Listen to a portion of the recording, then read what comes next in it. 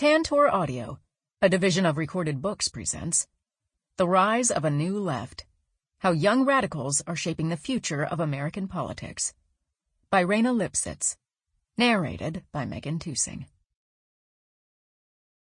Preface. One hot June night in 2018, I got a text from an editor. "OMG, she won," it said. She was Alexandria Ocasio-Cortez, a young congressional candidate I had just profiled for The Nation. When we first met, she was virtually unknown outside of certain corners of the Bronx and Queens. That text crystallized the shift I had felt in the political landscape starting around a year earlier. A week before she won, I made the 2-hour subway journey from Brooklyn to the Bronx to meet this neophyte. In the drab, airless space filled with teetering stacks of papers, boxes, and snaking wires that doubled as a car service and her campaign headquarters. I'd read up on her before our interview, and she sounded like a compelling young woman with no chance in hell.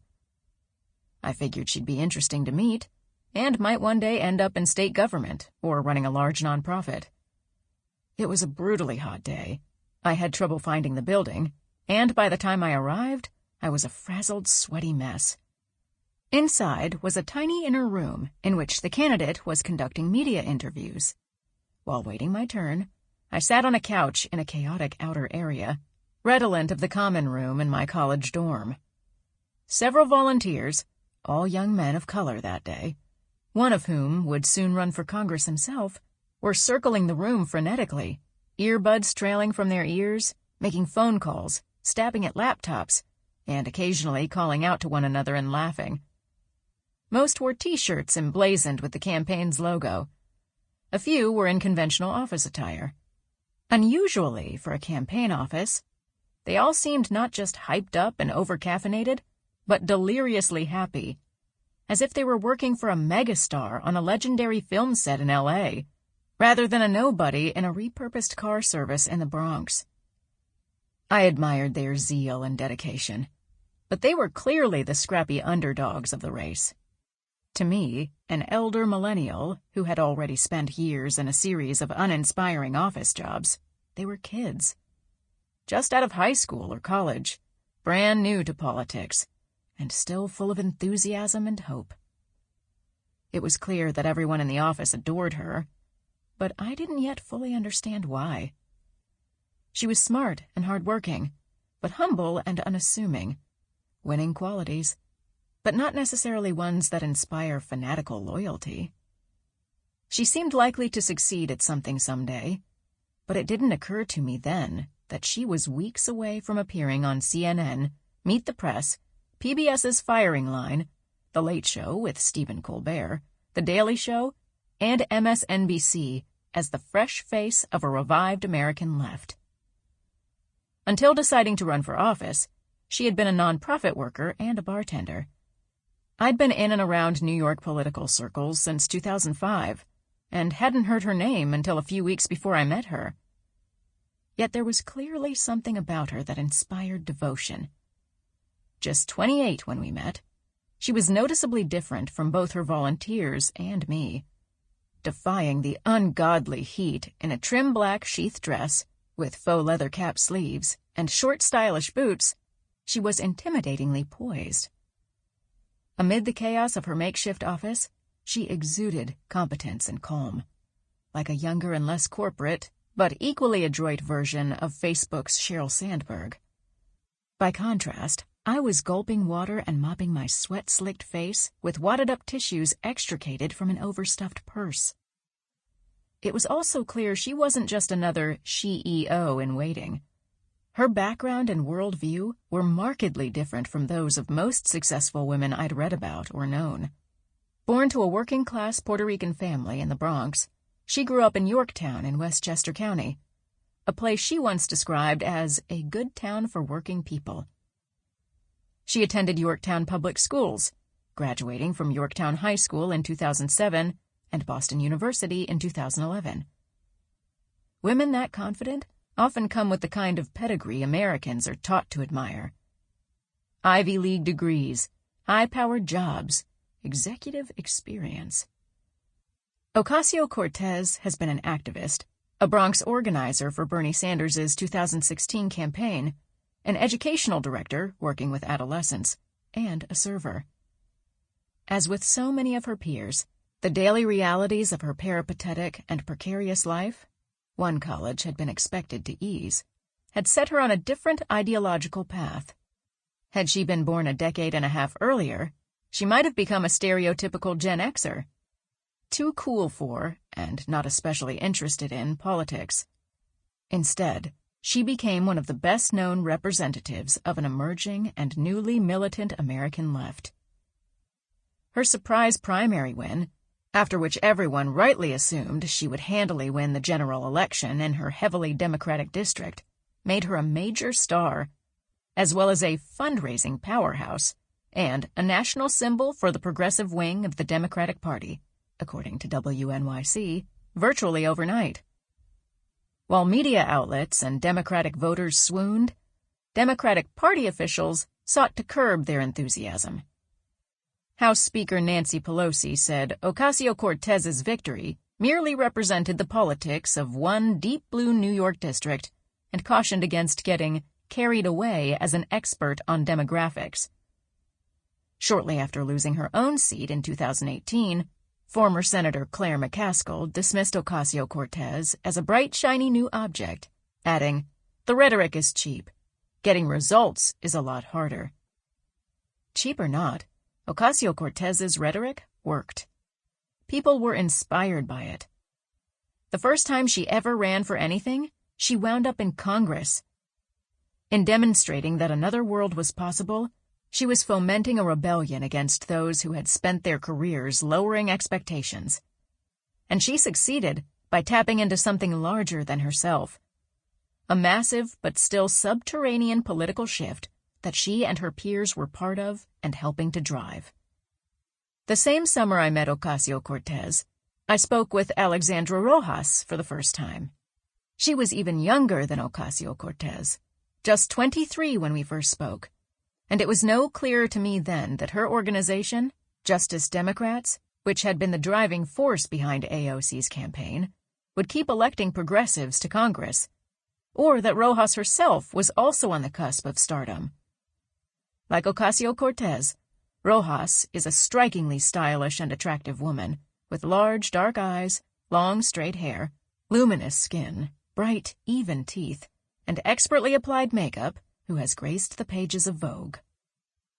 Thanks in part to their appearance, 2 parts luck and genetics, 1 part fashion sense and cosmetic skill, Ocasio-Cortez, Rojas, and many of their peers are difficult to caricature or dismiss as wild-eyed neo-hippie freaks, and impossible to denigrate in the ways women so often are, as ugly or undesirable. They and their peers are used to being watched, assessed, and judged, to competing for clicks and likes and eyeballs on screens. They understand the power of branding and the imperative to transform themselves into appealing, social media-friendly products. They look serious, professional, put together, and camera-ready. Rojas's poise belies her precarity. In 2015, she was living in California, where she hoped to qualify for reduced tuition in the state's awesome community college system, once she had been in residence for over a year. She was working full-time and attending Orange Coast College, a public community college in Costa Mesa, part-time. She was active in the student government and trying to keep her grades up in hopes of transferring to the University of California at Berkeley, or UCLA. At the time, her interest in politics accompanied more conventional ambitions, like making herself attractive to employers and landing a good job so that she could take care of her partner and family the same way that they've taken care of me. At some point, she discovered that she wasn't going to qualify for in-state tuition after all. If she finished school and successfully transferred to a University of California school, as she had originally planned, her projected tuition costs would rise from around $25,000 to upwards of $55,000 a year. She was already working 3 jobs to pay for rent and keep up with school. It simply wasn't feasible to take on more. Her siblings had taken out loans, But Rojas told me she didn't want to basically take out a mortgage at 18 or 19 and put myself and my family through that. A friend had sent her a video of Sanders's campaign launch, which took place on the shores of Lake Champlain in Burlington, Vermont. While she had been intrigued by Obama and other politicians to varying degrees, she was only 13 when Obama was elected, and watching Sanders was the first time she was moved in a real way by a leader who seemed willing to contend with the structural obstacles to progress in the U.S. She quickly became one of those crazy Bernie people that got the bug and started volunteering. "School is always going to be there," she said, describing how she felt at the time. "But the political revolution won't be." She decided to drop out and go to work for Sanders. After connecting with several like-minded community college students on different campuses, she and her new friends ended up bugging the shit out of the campaign to hire them as interns in Burlington. They were a ragtag bunch who had followed similarly unconventional paths into politics. Straight from community college to a national presidential campaign, staffed by people whose previous jobs included, among other things, running a food truck. I started down my own path to leftist politics around a decade before Rojas and Ocasio-Cortez. I'm from a family of pro-labor progressives. My paternal grandfather, Richard Lipsitz Sr., was a labor lawyer in Buffalo who supported the civil rights movement in the 1950s and 60s and staunchly opposed the Vietnam War. He defended clients persecuted for alleged ties to the American Communist Party and successfully argued a landmark 1967 case before the U.S. Supreme Court that struck down a law requiring teachers and other public employees to take restrictive loyalty oaths. My uncle, Richard Lipsitz Jr., is President Emeritus of the Western New York Area Labor Federation, AFL-CIO, which he led from 2011 to 2021.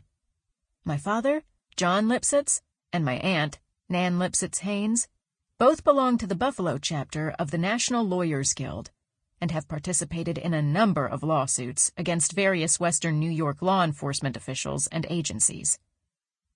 As a young reporter for the Buffalo News, my mother, Maria Scrivani, served as vice president of the Buffalo chapter of what was then known as the Newspaper Guild, a role in which she founded the chapter's Women's Caucus and was instrumental in compelling the News to disclose staff salaries, revealing that women staffers were being paid less and getting less prestigious assignments than their comparably qualified male colleagues. My parents are progressives, perhaps even Democratic Socialists, but they are not firebrands. They are white people born in the 1950s to professional-class parents. They had high-quality educations, plenty to eat, and stable, supportive families, all of which enabled them to prosper as adults. What they want, and taught their children to want, is for every family to have what ours has been able to take for granted since my grandparents, descendants of Eastern European Jews on my father's side and Sicilian Catholics on my mother's, were born into this country. The basics, health care, a safe place to live, enough money to live on, required for a comfortable life. In many places, and especially in other countries with developed economies, that is not a radical proposition. By the end of high school in the late 1990s, I was beginning to feel that the politics of the era were hollow and inadequate. I craved more and better from both electoral politics and feminism, which seemed to be devolving from a radical, world-changing force, the kind that could force a nation to give you the vote or a company to pay back the money it owed you, into what the writer Jessa Crispin would deride in a 2017 polemic as a decade-long conversation about which television show is a good television show and which television show is a bad show. The conviction that something more fundamental than electing Democrats to office was required to truly change people's lives led me to campaign for Ralph Nader for president as a college freshman in 2000. Because I didn't turn 18 until December of that year, I couldn't vote in the presidential election. I would have voted for Nader, who went on to win just 3% of the nationwide vote. Gore won the popular vote, but lost the election, thanks to the Electoral College and the Supreme Court. That Gore could lose even though hundreds of thousands more Americans had voted for him struck me and many others as deeply corrupt and unjust. By 2003, I was a college junior studying abroad in Dublin, Ireland. On February 15th of that year, between 40,000 and 100,000 people in Dublin, including me and many of my fellow students, took to the streets to protest the impending invasion of Iraq. It was one of the largest protests in Irish history. The weather was gray and overcast, but not as cold as it could have been in mid-February, especially after we had been marching for a while. The mood was an odd mix of grim and jubilant. We were angry and distraught that we were about to enter a war that no one but Bush and Tony Blair seemed to want, and elated that so many people from around the world had come out in droves to stop it. According to the BBC, between 6 million and 10 million people were thought to have taken part in anti-war protests in up to 60 countries during that weekend alone. The Dublin March drew between twice and 5 times as many marchers as the organizers were expecting. We felt strongly that the whole world was not only watching, but marching with us. Just over a month later, a U.S.-led coalition of the willing, essentially the United States and some UK troops, invaded Iraq, initiating a devastating conflict that would last for well over a decade and kill hundreds of thousands of people. Anti-war activists found it deeply demoralizing that millions of people taking part in large-scale global protests could not stop it. At the time, there was very little hope on the horizon for those who wanted a more functional and less corporatist democracy. No viable left-wing candidates at the federal level, no clearly successful left-wing formations in the U.S., and little sense that real change was possible. After 9/11, the political climate turned even bleaker, curdling into bloodthirsty jingoism and anti-immigrant hysteria. The politics I dreamed of when I was coming of age would not materialize for another 15 years.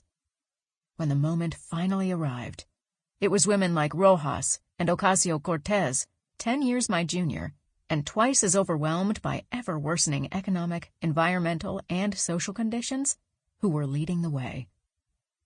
I and many others who had longed for a progressive shift in our politics, but had no idea how to create one, would follow.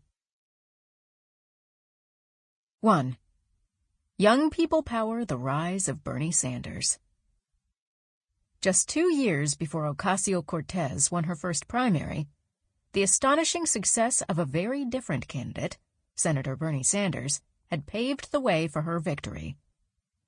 Few in the mainstream press had seen what was coming. The New York Times famously buried Sanders' announcement of his candidacy on page 21 of the paper's May 1, 2015 print edition.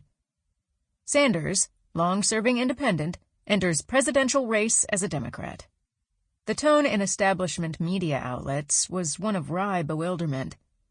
How could a fusty old socialist like Sanders, with his wild white hair, off-the-rack suits, and out-of-date ideology, possibly be the preferred candidate of millennials weaned on social media? To those who didn't see the appeal, or know anybody who did, the passionate response to Sanders was mystifying. Evidence of anti-woman bias against Clinton, or both. The truth is that Sanders assembled a far more diverse coalition than he was given credit for. His supporters were overwhelmingly young, but not overwhelmingly male or white. According to a 2016 Ipsos survey of young voters, women under 35 preferred Sanders to Hillary Clinton by nearly 20 points, compared to just a 4-point margin among men the same age. When he ran in 2020, Sanders' supporters were even more likely to be women and less likely to be white. According to a national poll of registered Democrats and independents conducted by Reuters Ipsos in February 2020, Sanders was the preferred candidate of African American voters, regardless of age. Pew Research Center data, based on polls of registered Democrats and Democratic-leaning voters taken in the summer of 2019, showed that Sanders supporters were more likely to be female and less likely to be white than those of any other leading Democratic presidential candidate. At the time, 49% of Sanders supporters were white and 53% were female.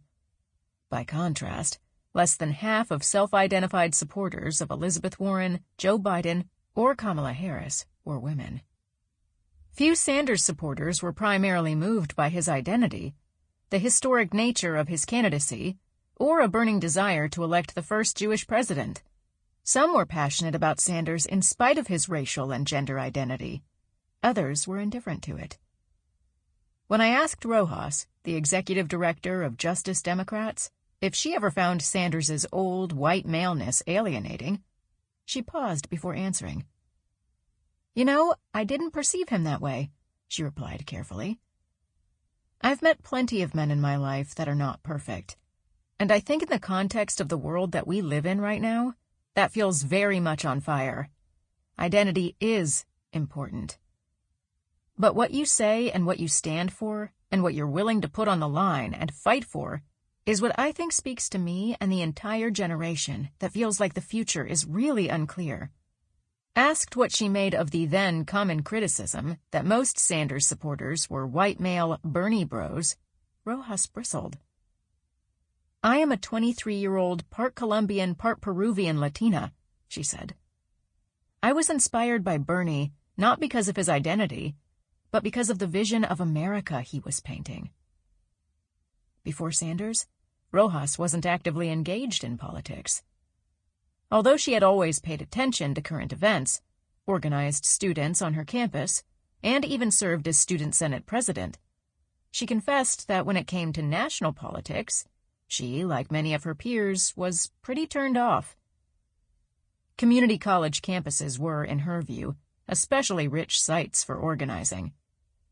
They were naturally occurring hubs of diversity, not just in terms of racial and ethnic identity, but also life experience. The student body included single moms, high school students, people with full-time jobs, and more.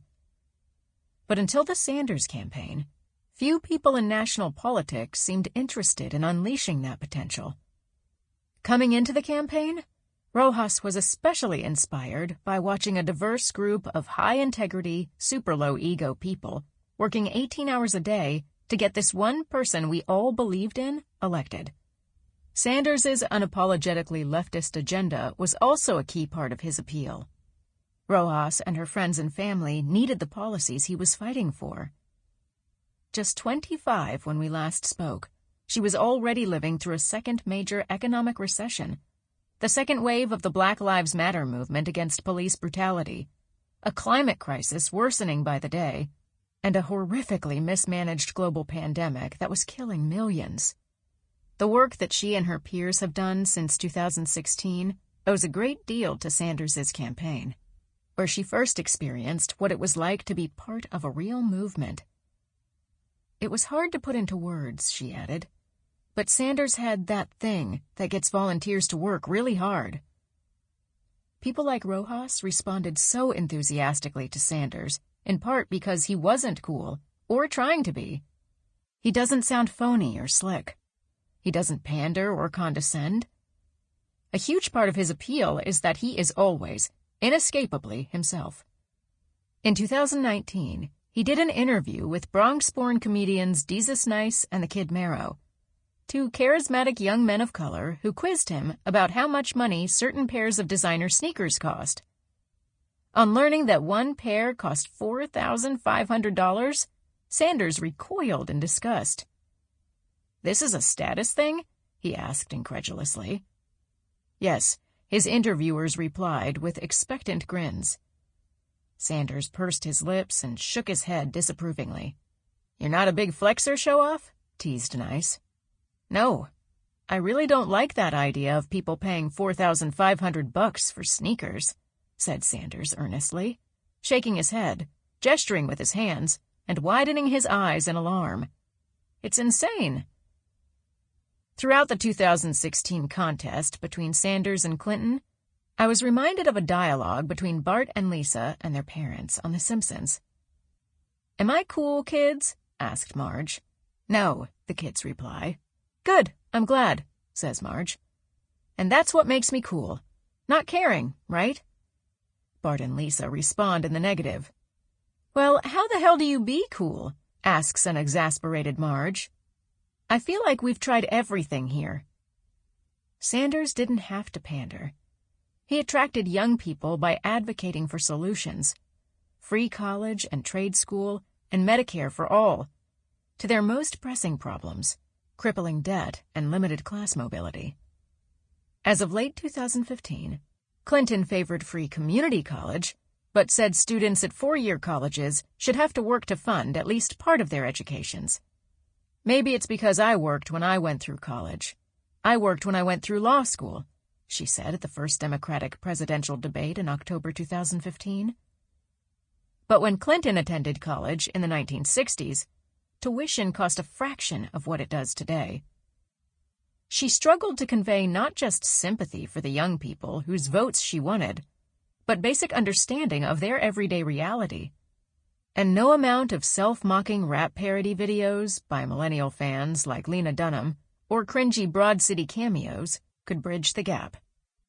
In interactions with younger voters, Clinton was, by inclination and experience, Marge, trying desperately to be what the kids wanted, and never quite grasping what that was.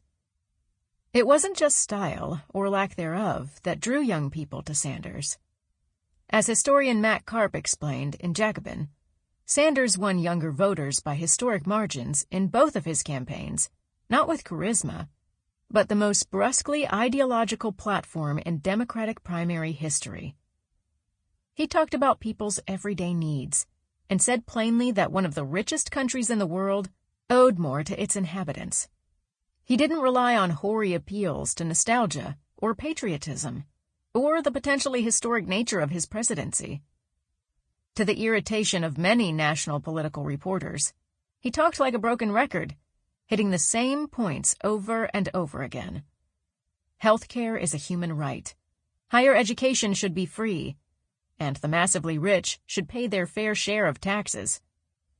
Most saliently of all, he did not shame people for being poor or precarious. Republicans deploy shame more often and explicitly than Democrats, but mainstream Democrats also frequently invoke personal responsibility and/or qualify rights by suggesting they should be available not to all human beings, but to anyone who works hard. By contrast, Sanders talked frequently about how a small minority of the rich and powerful were making life difficult for the vast majority out of sheer greed.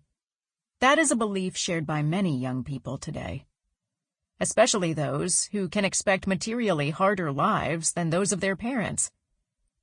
More and more young Americans are rejecting the myth that our largest social problems can be solved through the magic of hard work and the power of personal responsibility.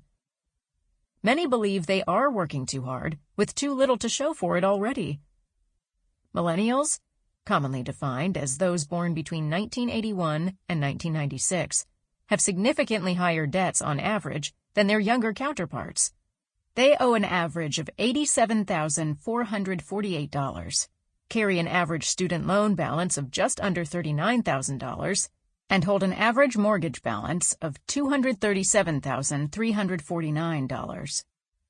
They are expected to become the first generation worse off than their parents in terms of job status and income.